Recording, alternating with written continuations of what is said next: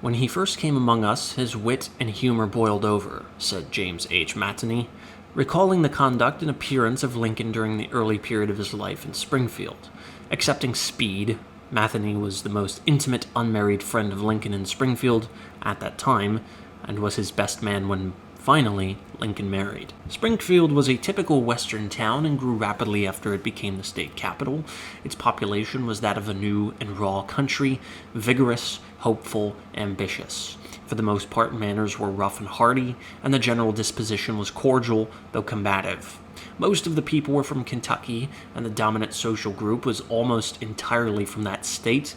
Springfield had a well-marked small-town aristocracy with pretension to fashion and class distinction.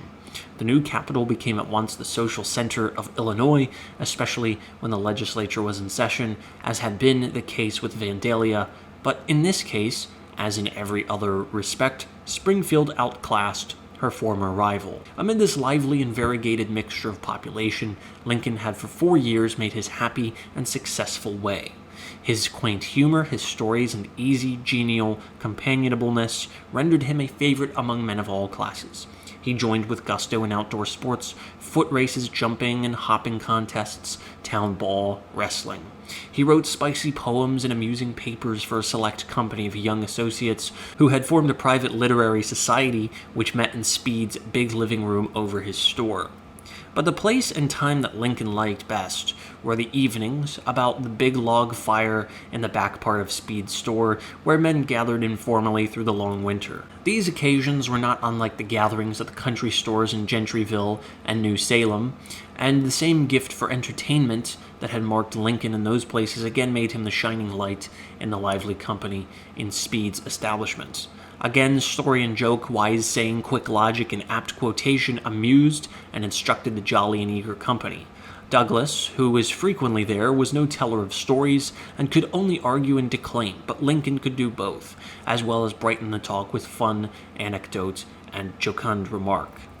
Speed had a clerk, then a youth of 19, Billy Herndon, as he was called, a keen but agreeable boy whom everyone liked. He was the son of Archer G. Herndon, builder and owner of one of the first hotels in Springfield, an ardent Democrat and violent anti-abolitionist. When the killing of Lovejoy occurred at Alton, the youth was in college at Jacksonville and adopted with all the heat of his enthusiastic temperament the abolition views of President Beecher and his faculty. His father took him out of college, and the boy got a job with Speed. At $700 a year, a handsome salary at that time. By nature, Billy was a hero worshiper, and Lincoln became the object of his adoration.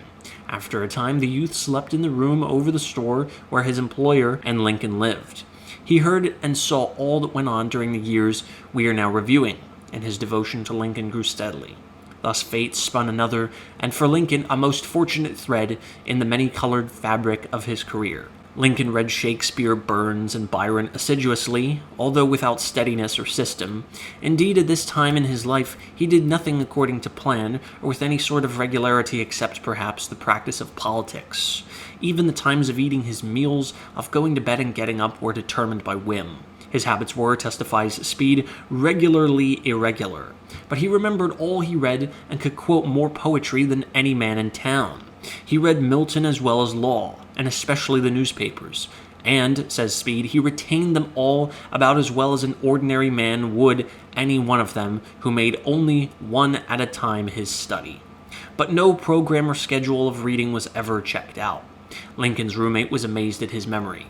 "I once remarked to him," writes Speed, "that his mind was a wonder to me, that impressions were easily made upon his mind and never effaced. 'No,' said he, 'you are mistaken. I am slow to learn and slow to forget that which I have learned.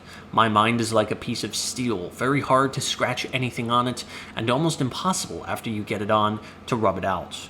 In short, Speed, who knew Lincoln as no other man except Herndon ever knew him, finally concluded that Mr. Lincoln was so unlike all the men I had ever known before, or seen, or known since, that there is no one to whom I can compare him. His memory impressed everybody. "Mr. Lincoln had an astonishing memory," says Gillespie. "I never found it at fault. He could recall every incident of his life, particularly if anything amusing was connected with it. Lincoln liked Byron greatly, particularly Childe Harold's Pilgrimage, Mazeppa, and The Bride of Abydos. Speed must have sharpened his interest in Byron, for he says that Lincoln had not read Byron a great deal previous to my acquaintance with him. Next to Shakespeare, however, Lincoln was fondest of Burns. He constantly recited Burns' immortal satire on unction and hypocrisy, Holy Willie's Prayer, that attack of the Scottish poet on religious conceit, together with his address to the Unco Quid, or Rigidly Righteous, may almost be said to have stated Lincoln's views on the religion of the times at this period of his development. For it appears that during his early years in Springfield he rejected Orthodox Christianity. He did not go to church, although at first, as he explained to Mary Owens, this was because he would not know how to behave himself. Throughout his life, he never became a member of any religious denomination, and not until a dozen years after he left the legislature in 1841 did he become a regular attendant at church services. If Lincoln may be said to have done anything whatever continuously during these years, except to give attention to politics, it was to read newspapers, and at the same time, strangely enough, to study literary style. The Springfield Press printed all the state papers as they appeared, and the speeches of leaders in Congress, especially those of Clay, Webster, Calhoun, and Benton. At the office of the Sangamo Journal, Lincoln found the National Intelligencer, the great Whig organ published at Washington, as well as the more important papers of the eastern and southern cities. The papers of Illinois towns and cities were there, of course. Lincoln incessantly strove to improve his method of statement and expression. His ideal, formed in boyhood, was clearness and simplicity. He still indulged in that rhodomontade then considered to be eloquence, but the artist in him was constantly at work, and in time was to make him one of the great masters of style. For above everything else, Lincoln was by nature a literary artist. He was a great admirer of the style of John C. Calhoun, testifies Speed. I remember reading to him one of Mr. Calhoun's speeches in reply to Mr. Clay in the Senate, in which Mr. Clay had quoted precedent. Calhoun replied that to legislate upon precedent is but to make the error of yesterday the law of today. Lincoln thought that was a great truth, greatly uttered. He was more than ordinarily efficient in the trial of cases before juries, and in Springfield, as well as on the circuit, his practice grew rapidly and steadily.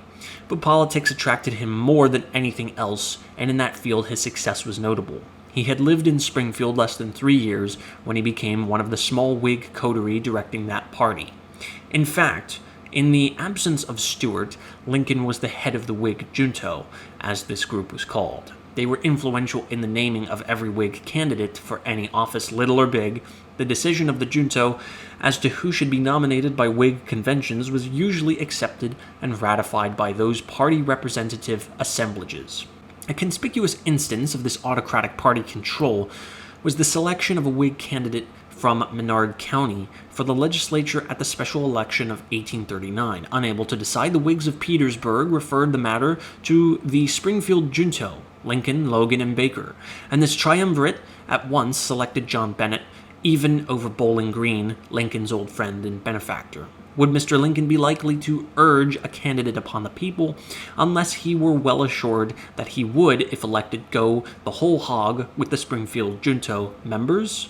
Asked the Democratic paper in a stinging editorial on the dictation of the clique. The Bennett candidacy excited much animosity against the junto. I have heard a great deal said of late about Messrs. Lincoln, Baker, and Logan bringing out Mr. Bennett, wrote a sarcastic correspondent on the State Register. But were they not justifiable? Had not Messrs. Lincoln and Baker lost entirely the confidence of the people of Menard County? So must they not satisfy their Whig friends in that county? I am not the apologist of Messrs. Lincoln and Baker, but it does appear to me unjust to blame them for doing that which it was their interest to do. The Democratic organ became sharply incensed at Lincoln because in one of the many Whig Democratic debates he had called the editors of the State Register liars for having said that he was for Bennett, when in fact he was, as he then claimed, for Bowling Green. In an editorial, that paper attacked the audacious young Whig boss. Such was the language of the man selected by the Whig Party to be an elector of the high office of President of the United States, language made at a time when he was shielded from being met in reply by regulations publicly proclaimed in the presence of Mr. Lincoln at the opening of the evening's discussion. The Register then republished a letter from Petersburg in proof of its statement that Lincoln, Baker, and Logan did bring out Bennett. Why had Lincoln not denied the charge before? Nor was this the first time, it would seem, that such regular army discipline, as Governor Ford described it, was exercised. It appears that Bowling Green wanted to run for some office in 1838, and another being made the Whig candidate. Green rebelled, ran independently, and was beaten. After the election, the Whig organ printed a short editorial of regret. Undoubtedly inspired by Lincoln, the junto made all-party plans and advised the strategy of campaigns. In 1839, the young Whig managers were in high feather, and they grievously irritated the Democratic leaders. The Whig paper, the Federal Junto's organ, as the Democrats called it, published a series of anonymous letters, one of them signed Madison, assailing the editor of the Democratic paper. The writer is no doubt one of the Junto, declared the Register in a caustic editorial, whose members deliberate in secret, write in secret, and work in darkness. Men who dare not let the light of day in upon their acts, who seek to rule a free people by their edicts passed in midnight secrecy. The mask is on them in all their acts.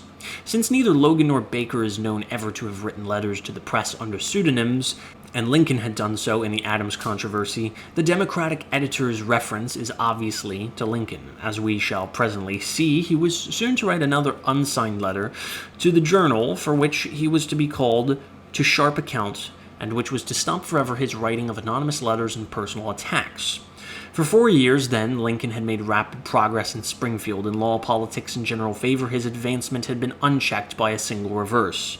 From April 1837 until sometime in 1840, there was not a more cheery young man in Sangamon County.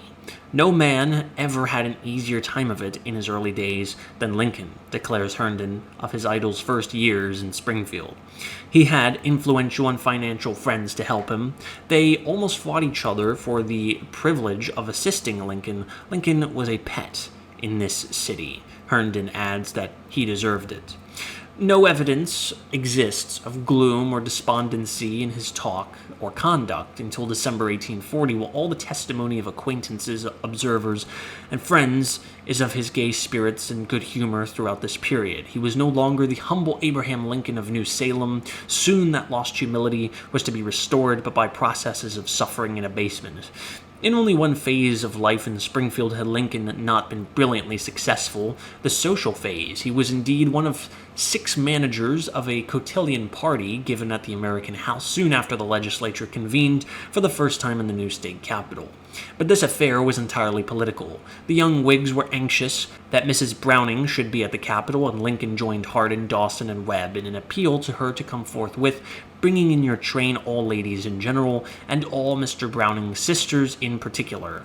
For we are in great need of your society in the town of Springfield, and will obey all your orders and those of Miss Browning also. The whimsical petition, cast in the form of a bill in Chancery, was forwarded in a letter to Mrs. Browning, signed by Hardin and Lincoln.